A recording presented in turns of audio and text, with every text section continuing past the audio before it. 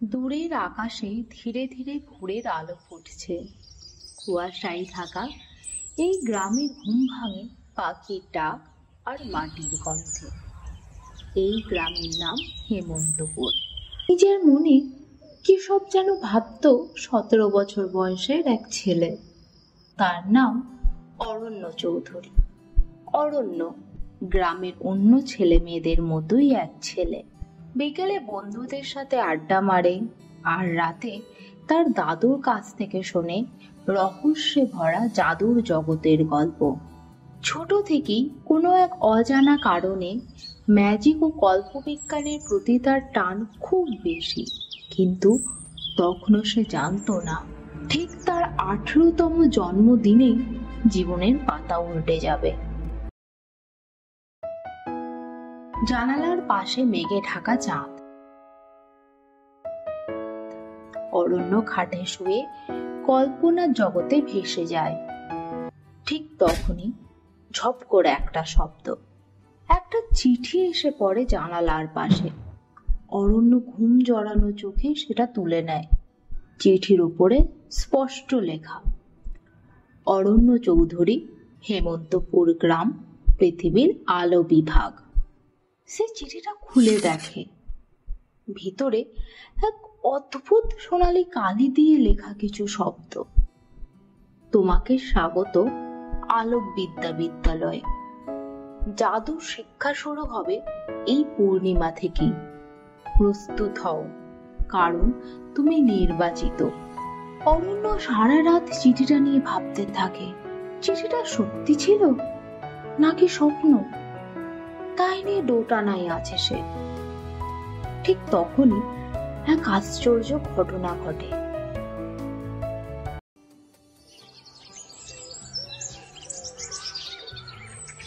এক সাধু বাবা গেরুয়া পোশাক পরে এগিয়ে আসে বট গাছের ছায়া থেকে।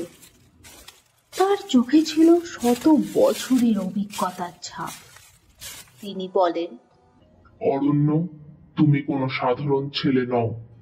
তোমার রক্তে আছে সেই আলো যেটা এই পৃথিবীকে বাঁচাতে পারে। অলৌকিক আলো তোমাকে ডাকছে অরণ্য, তোমার জায়গা এখানে নয়। অরণ্য থমকে যায়। পৃথিবী যেন থেমে যায় এক মুহূর্তে। বিদায়ের সময় মা চোখে জল নিয়ে ওর ব্যাগ গুছিয়ে দেয়। ছোট ভাইটা দৌড়ে এসে ওর হাত ধরে। তুই কি একেবারেই চলে যাচ্ছিস দাদা? অরণ্য মাথা নিচু করে শুধু হাসে। মা তখন কাঁদতে কাঁদতে বলেন, মনে রাখি সরু, সত্যিকারের জাদু থাকে হৃদয়ে। এরপর অরণ্য সেই সাধু মহারাজের সাথে যাত্রা শুরু করে আকাশের দিকে। কিছুক্ষণ পর মেঘের একটু কাছে আসতেই অরণ্য চোখ বড় বড় করে চেয়ে থাকে। মেঘের ভেতর ভেসে থাকা এক বিশাল দুর্গ, চারপাশে চকচকে ড্রাগন, বাতাসে ঝুলে থাকা সিঁড়ি, আর দূর থেকে শোনা যাচ্ছে এক মন্ত্রোচ্চারণের সুর। আলোক বিদ্যা বিদ্যালয়, এটাই তার নতুন ঠিকানা। সেখানে তার প্রথম পরিচয় হয় দুই সাথীর সাথে। রুই, যার চোখে কৌতূহল আর মাথায় অসাধারণ বুদ্ধি, আর ঋষভ, হাসি খুশি, সাহসী আর একটু দুষ্ট, কিন্তু খাঁটি মনের ছেলে। এভাবেই শুরু হয় অরণ্যের যাত্রা। স্কুলটা ছিল যেমন জাদুময় তেমনি রহস্যময়।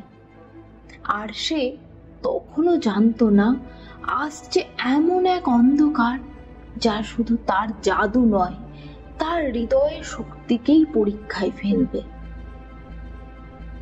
অরণ্য, রুনি আর ঋষভ যখন প্রফেসর মহারাজের কাছ থেকে কৃষ্ণজ্যোতির কথা শোনে, তখন তারা খুবই আশ্চর্য হয়ে যায়।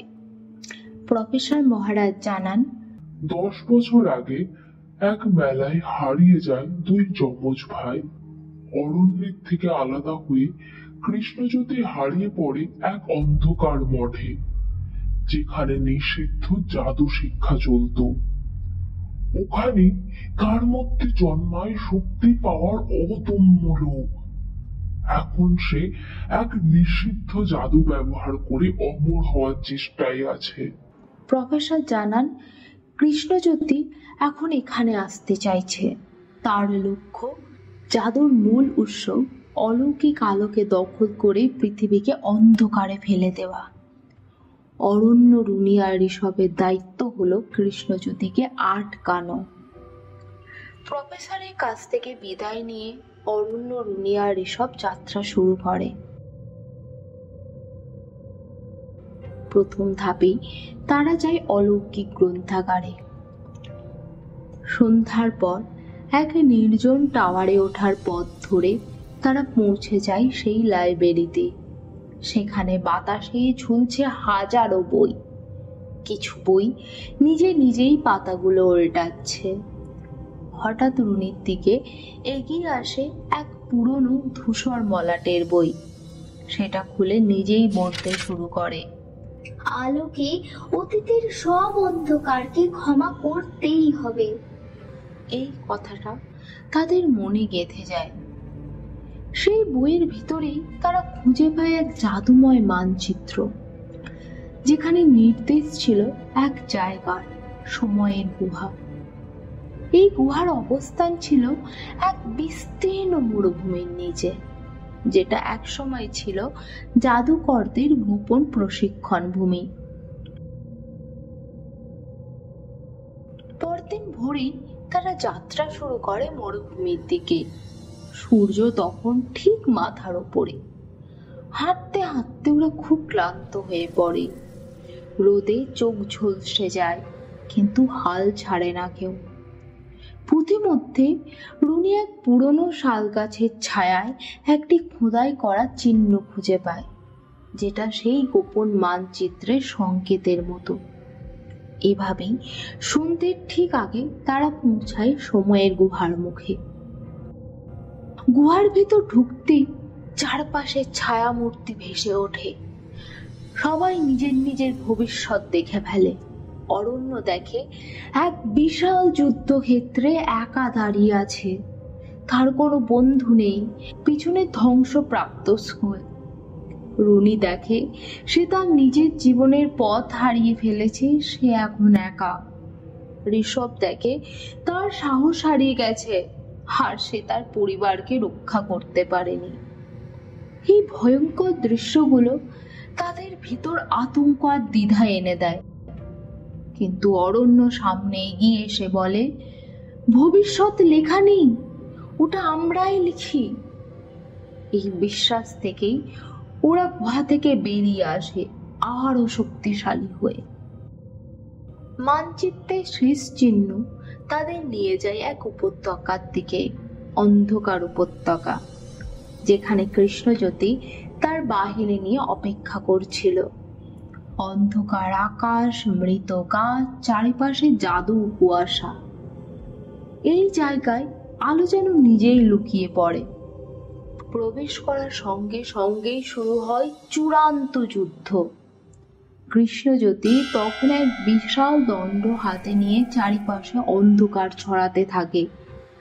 তোমরা জিততে পারবে না, কারণ আমি নিজেই এখন অন্ধকার। তার চোখে ছিল এক জ্বলন্ত উন্মাদনা। রুনি ততক্ষণে তার বানানো ঢাল দিয়ে অরণ্যকে রক্ষা করে। ঋষভও সামনে এগিয়ে এসে একাই কৃষ্ণজ্যোতির দৃষ্টি সরিয়ে দেয়, যাতে অরণ্য একা এগিয়ে যেতে পারে। ঠিক তখনই অরণ্যের মনে পড়ে গ্রন্থাগারে শোনা সেই বাক্য, আলো তখনই জাগে যখন অন্ধকারকে ক্ষমা করা যায়। সে সামনে গিয়ে কৃষ্ণজ্যোতিকে বলে, ভাই, আমি জানি তুই ভয় পেয়েছিলি, তুই একা হয়ে গিয়েছিলি, কিন্তু আমি তো তোর পাশে আছি। তুই যদি এখন নিজের ভুল বুঝতে পারিস, তাহলে আলো তোকে ছেড়ে আর কোথাও যাবে না। কৃষ্ণজ্যোতির চোখে জল চলে আসে, কিন্তু তখনই তার শরীর কাঁপতে শুরু করে। অন্ধকার তাকে গিলে ফেলতে থাকে, কারণ সে নিজের আত্মা বহুদিন আগেই বিক্রি করে দিয়েছিল অমরত্বের লোভে। চারপাশে আলো ছড়িয়ে পড়ে। এক তীব্র আলোর ঝলকানিতে কৃষ্ণজ্যোতি চিৎকার করে মিলিয়ে যায়। সবাই ভাবে যুদ্ধ শেষ, কিন্তু তখনই ঘটে এক চমৎপ্রদ ঘটনা। অরণ্য অজ্ঞান অবস্থায় পড়ে গেলে স্বপ্নে দেখে কৃষ্ণজ্যোতির হৃদয়ের গভীর থেকে এক ছোট্ট আলো বেরিয়ে এসে ওর বুকের মাঝে ঢুকে যায়। পরে প্রফেসর জানান, ওটা কৃষ্ণজ্যোতির ভেতরে বেঁচে থাকা একমাত্র আলোর কণা। তুই এখন শুধু এক সাধারণ ছাত্র না অরণ্য, তুই আলোক পুত্র। তোর পথ এখন অনেক দূর। জাদু তো সবার থাকে না, কিন্তু বিশ্বাস যার থাকে তাকে কখনো হারানো যায় না।